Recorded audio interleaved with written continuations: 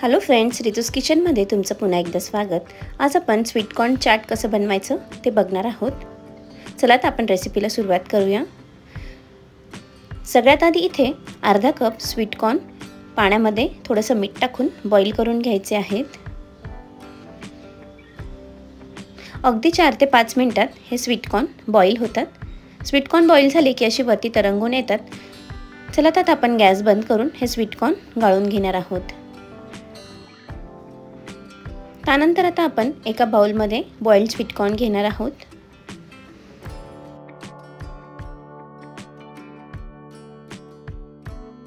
त्यामध्ये बारीक कापून घेतलेला कांदा टाकून घ्यायचा आहे।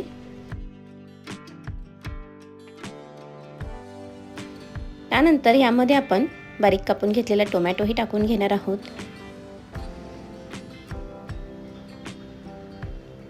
बारीक कापून घेतलेली कोथिंबीरही टाकून घ्यायची आहे।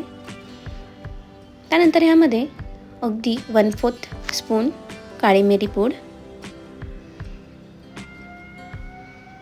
थोडीशी धना पावडर,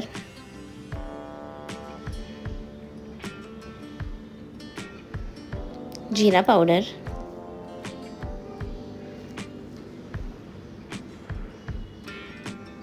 चाट मसाला आणि थोडंसं काळं मीठही टाकून घेणार आहोत। त्यानंतर यामध्ये लिंबू पिळून घ्यायचं आहे। लिंबू पिळून झाल्यानंतर आपल्याला हे सगळे इन्ग्रेडियंट्स व्यवस्थित मिक्स करून घ्यायचे आहेत। अगदी साधं सोपं व मस्त असं हे चाट रेडी होतं।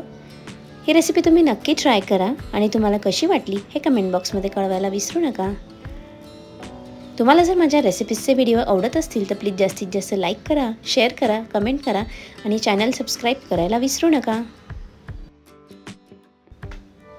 अगदी हेल्दी, झटपट व घरातल्या अवेलेबल साहित्यामध्ये बनणारं आपलं स्वीट कॉर्न चाट किंवा स्वीट कॉर्न सलाड रेडी झालेला आहे।